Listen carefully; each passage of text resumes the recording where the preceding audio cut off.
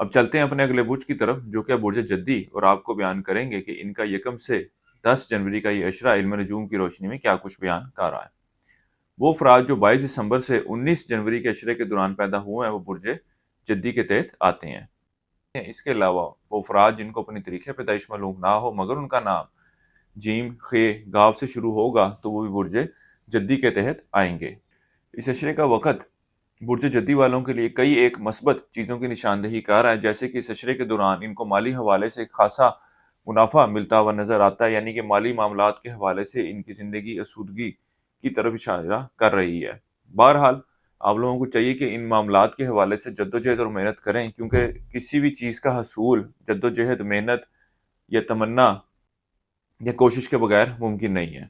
اس کے علاوہ وہ افراد جو ڈیجیٹل کرنسیز میں ٹریڈنگ کرتے ہیں، اس اشرے کا وقت ان کے لیے بھی خاصا فائدہ مند رہنے والا ہے، ان معاملات سے خاصا منافع کماتے ہوئے نظر آتے ہیں۔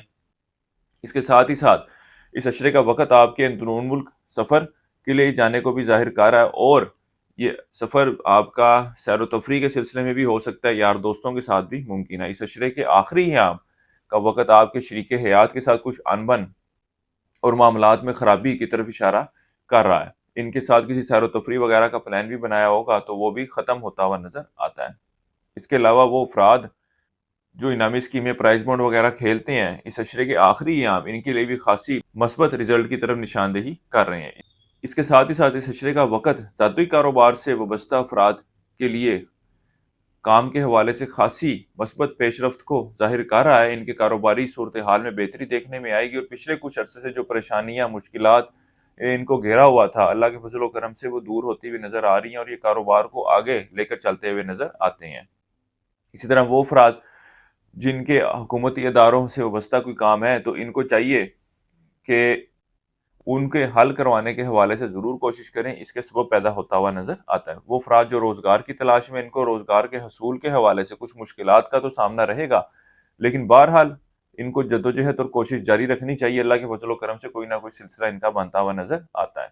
وراثتی معاملات کے حوالے سے کوئی اچھی صورتحال کی نشاندہی نظر نہیں آتی، خاص طور پر وہ افراد جنہوں نے کسی کو کوئی ادھار رقم وغیرہ دے رکھی تھی، تو اس اشرے کے دوران اس بات کے بھی امکانات ہیں کہ جس شخص کو آپ نے ادھار رقم دے رکھی ہے وہ آپ سے رابطہ ہی منقطع کر دے۔